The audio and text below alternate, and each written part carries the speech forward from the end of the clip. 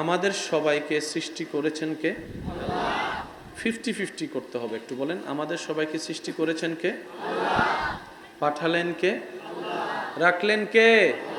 যাব কার কাছে? আমরাই একমাত্র সৃষ্টি। মনোযোগ একটু। যাদের জন্য রব্বুল আলামিন পরকারে উপহার স্বরূপ তাজরি মিন তাহতিহাল আনহার ওয়ালা জান্নাত রেখেছেন। আর একটু আস্তে করে বলেন, একদম ছোট করে বলেন। ইসলাম বড় সহজ এবং চমৎকার, তবে ইসলামের ভিন্নতা সেখানে হয় যার বুঝ যেমন ইসলাম তার কাছে তেমন।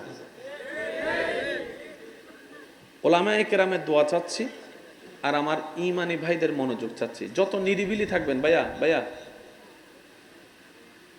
আওয়াজ করেন না। আমাদেরকে যিনি পাঠালেন এই পৃথিবীতে থাকার জন্য যা কিছু দরকার তিনি তাই ব্যবস্থা করে দিয়েছেন। আপনার আমার বেঁচে থাকার জন্য যে অক্সিজেনের দরকার, অক্সিজেন আছে গাছ থেকে। আমরা কয়জনে কয়টা গাছ লাগাইছি? কথা বলে না। আমরা কয়জনে কয়টা গাছ লাগাইছি? কিন্তু সব মানুষ তো গাছ লাগায়। অক্সিজেন তো পাচ্ছি বরাবর, বাটটা বাজার করে আনার পরে ঘরে রান্না হয়। জোরে বলেন। দুধটা বাজার থেকে কিনে আনার পরে ঘরের মধ্যে তারপরে না গ্লাসে যায়। কিন্তু অক্সিজেন তো কোনো জায়গা থেকে কিনতে হয় না।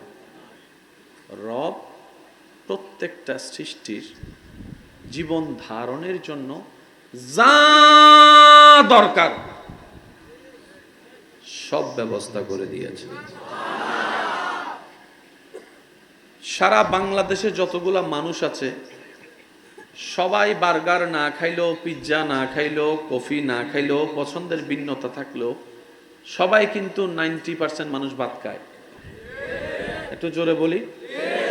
এই ভাতের মধ্যে চাউলের ভিন্নতা অনেক রকম আছে, আমার চাইতে আপনারা বেশি ভালো জানেন।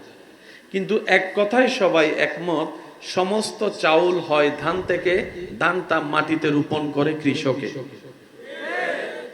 বাজারের সিন্ডিকেটের কথা ভিন্ন, পরিপূর্ণ থাকার পরও মজুদ করে রেখে ঊর্ধ্ব দামে বিক্রি করার যে চালাকি, ওই বিষয়ে আমি যাচ্ছি না। তবে আমি সবার মুখে একটা আওয়াজ চাচ্ছি, যে আল্লাহর হুকুমে মাটির থেকে ধান হয়, ধান থেকে চাউল হয়, বাংলাদেশে যতগুলা মানুষ ভাত খায় সবার প্রত্যেক দিনের ভাতের চাহিদা পূরণ করার মতো চাউল আল্লাহ দিছে নাকি দেয় নাই? একটু সবাই মিলে বলেন না ভাইয়া, দিছে কি দেয় নাই?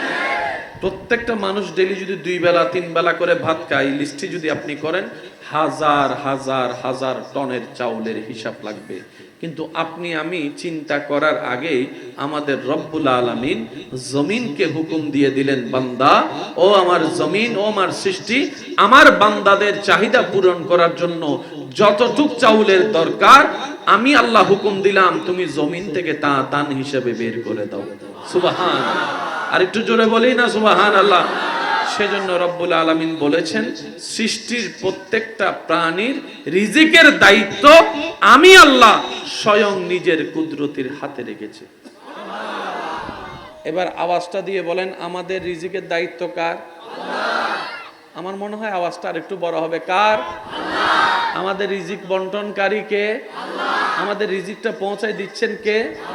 সেজন্য চট্টগ্রামের ভাষায় একটা কথা আছে, যার জন্য নাই। সিডেঙ্গে মানুষ নো বই বেগুন রোহিঙ্গা বইতে কিতে মানলার সিডেঙ্গে মানুষ তাই লেখা না মাতি মাতি হইও, জাল্লাই নাই আর জাল্লাই আছে মতাবাড়িত, জাল্লাই আছে মতাবাড়িত। সেজন্য অনেক সময় দেখবেন খেতে যাচ্ছেন, একদিকে বন্ধু একটা দেখা, চল রেস্টুরেন্টে যাই। আপনার রিজিক যা আছে যেখানে আছে, আপনি না গেলেও আপনার জোর করে ধরে আয় ব হা, তিন শব্দ হয় বদ্দা কেন খেয়াল করিব, আই ব হা, নহয় যাবি হন্ডে হা। কতটুক খেয়েছেন? যতটুক আপনার নামে বরাদ্দ। এই একটা সূত্র যদি সব ধর্মের মানুষ মাথায় বসায় ফেলতে পারে, পৃথিবী থেকে 85% দুর্নীতি উঠে যাবে, বাটপারি উঠে যাবে, সুদ উঠে যাবে, গুনাহ উঠে যাবে, অন্যায় উঠে যাবে। সুবহানাল্লাহ জোরে বলেন না রে ভাইয়া। জুলুম উঠে যাবে, জায়গা দখলকারী বন্ধ হয়ে যাবে, অন্যায়ভাবে টাকা লুণ্ঠনকারী বন্ধ হয়ে যাবে। যদি বিশ্বাস এটাই করে আমি প্রাণীর রিজিক আমার আল্লাহ বন্টন করেছেন, করছেন, কিয়ামত পর্যন্ত আমার আল্লাহ করে যাবেন। আমি আমার বাবার থেকে মার থেকে এসেছি সত্য, কিন্তু আমি আসার সময় আমার আল্লাহ আমার রিজিক আমাকে দিয়ে দিয়েছেন না। সুবহানাল্লাহ রায়দন নি গরজে হই এই জন্য হদ দার কেন জোরে। আমি এসেছি মা বাবা থেকে, কিন্তু রব আমারটা আমাকে দিয়েছেন। আল্লাহ পাক আমার মা বাবাকে বলে, তুই মা বাবা হিসেবে টেনশন করস, তোর দায়িত্ব আছে। স্রষ্টা হিসেবে কি আমি আল্লাহর দায়িত্ব নাই? সুবহানাল্লাহ, আমি আল্লাহরও তো দায়িত্ব আছে। সুতরাং আমার বান্দার রিজিকের দায়িত্ব আমার, মারও নয় বাবারও নয়। সেজন্য অনেক মা বাবা হারা সন্তান রেলবিটিতে বড় হচ্ছে, কই উপবাসে তো কখনো মরে নাই। করোনাকালীন সব বন্ধ হয়ে গেছে, রাস্তা বন্ধ, দোকান বন্ধ, বাইরে হইলে মায়ের। একজন মানুষ হাত তুলে তাকায় বলেন, আল্লাহ আমাকে 3 দিন উপবাস রেখেছে। ভাইয়া কথা বলতে হবে ভাইয়া, আল্লাহ আমাকে 3 বেলা উপবাস রেখেছে।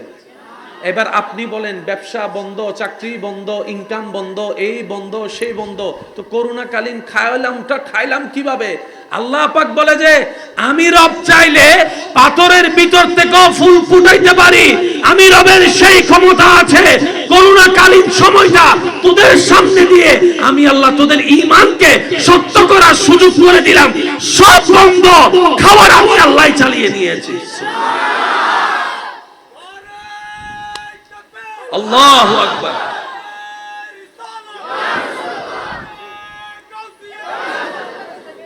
উচ্চ আওয়াজ একবার বলেন না সুবহান।